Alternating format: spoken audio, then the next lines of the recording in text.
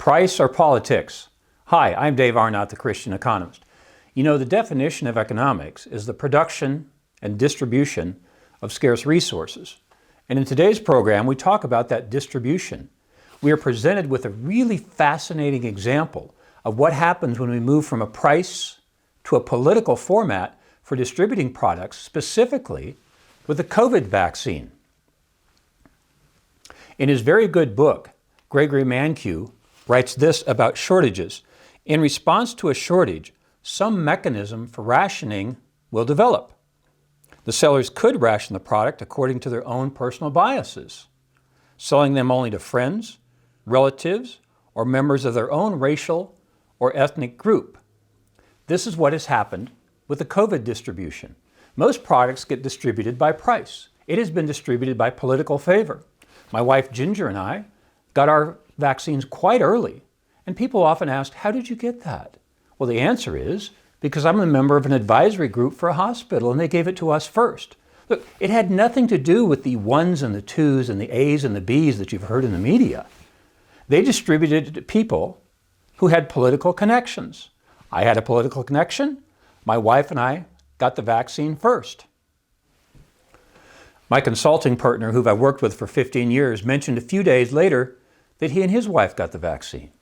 When I asked why, he mentioned that his daughter is the vice president of a hospital. This is what happens when there's a shortage and we don't distribute goods by price and we distribute them by politics. Mankiw was exactly right.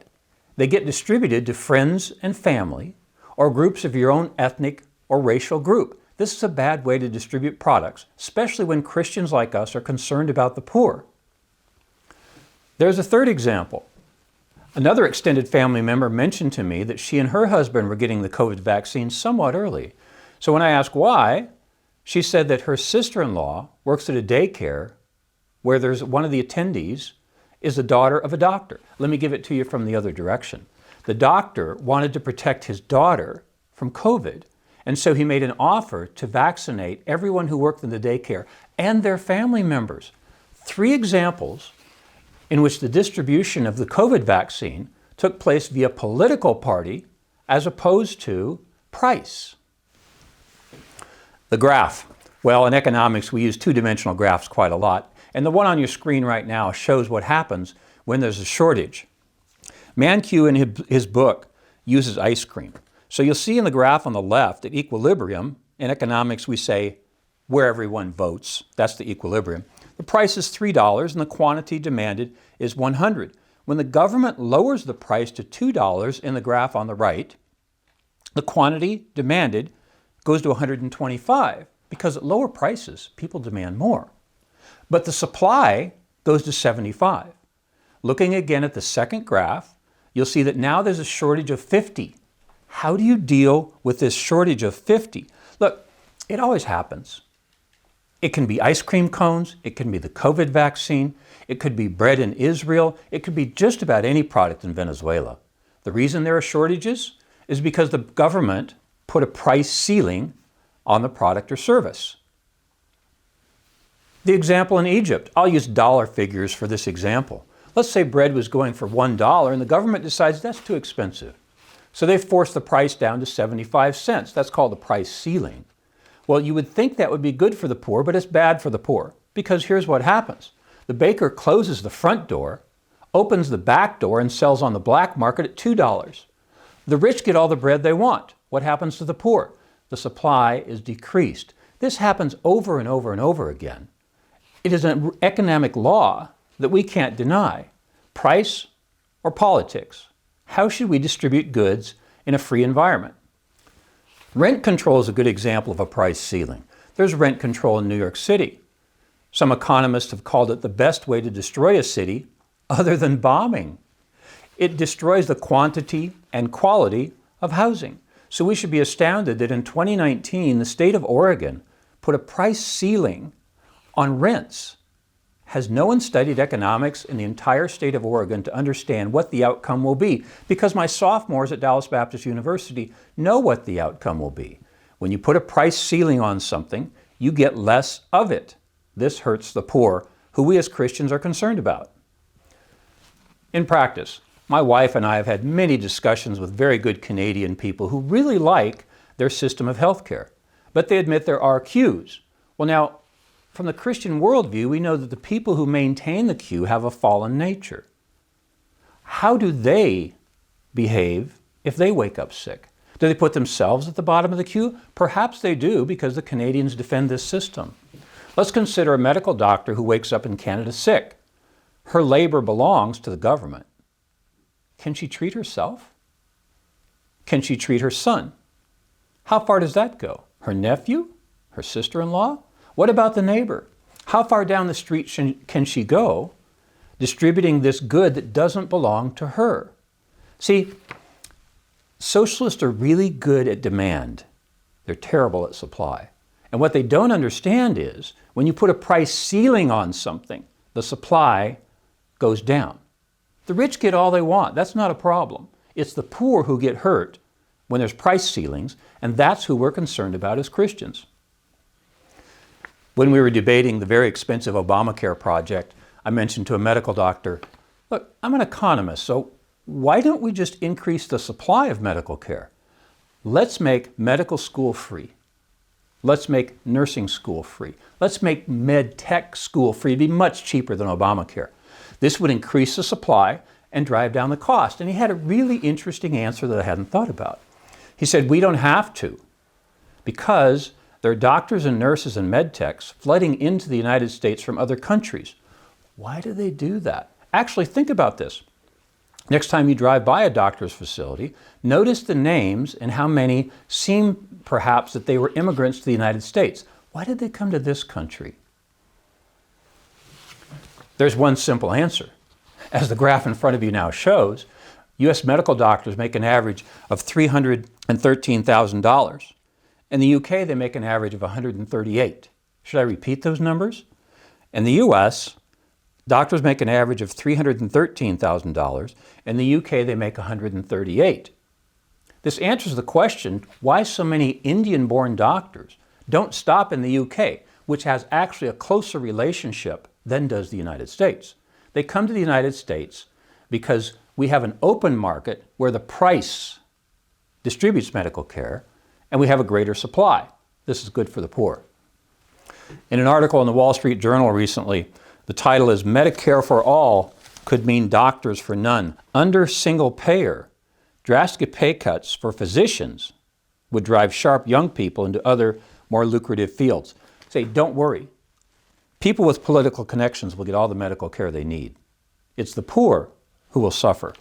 Ms. Pipes goes on to write in the Wall Street Journal, a single-payer program would pay doctors at rates similar to Medicare reimbursement levels, already at least 25% less than private insurance pays.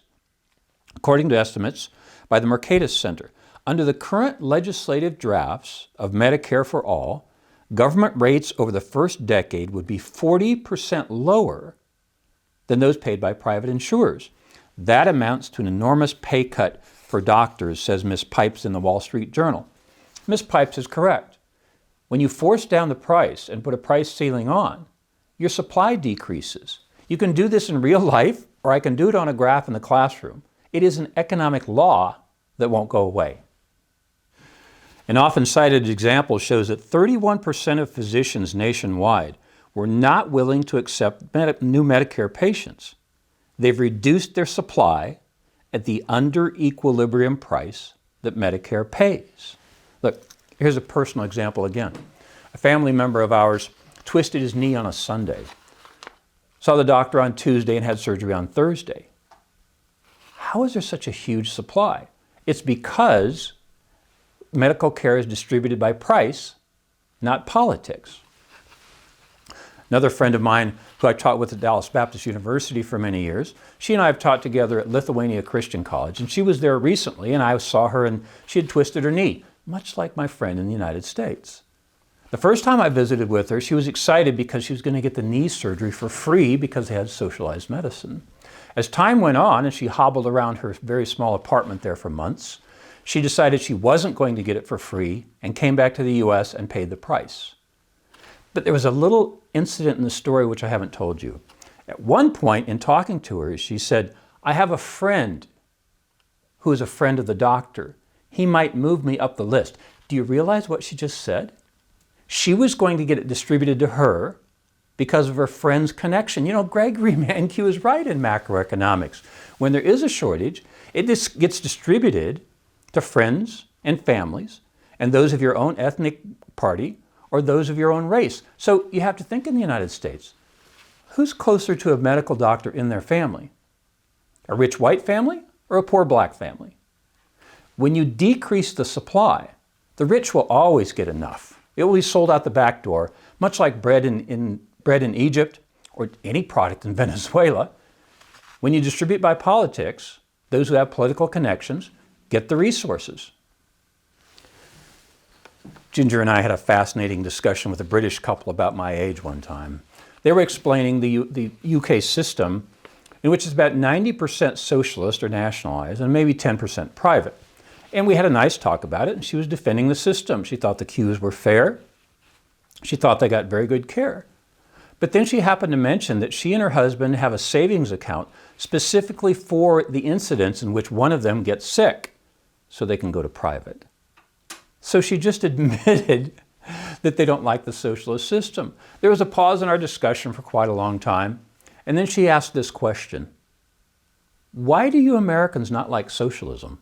It was one of those times where I wanted to play the conversation back 30 seconds, where she said that she saves money to avoid the socialist system.